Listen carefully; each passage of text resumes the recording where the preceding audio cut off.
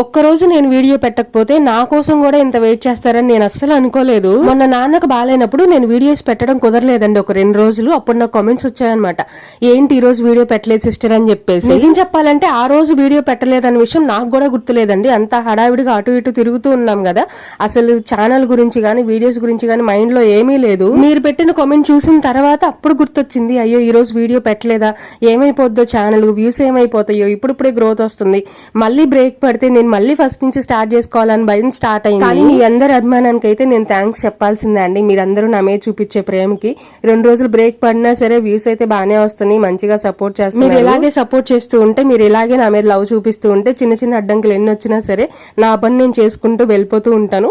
ఇంకా చాలా మంది నాన్నకు బాగాలేదు అని చెప్పినప్పుడు అంకుల్కి త్వరగా తగ్గిపోవాలి, ఆ దేవుడి బ్లెస్సింగ్స్ ఎప్పుడు మీతో ఉండాలి అని కామెంట్స్ పెట్టారు.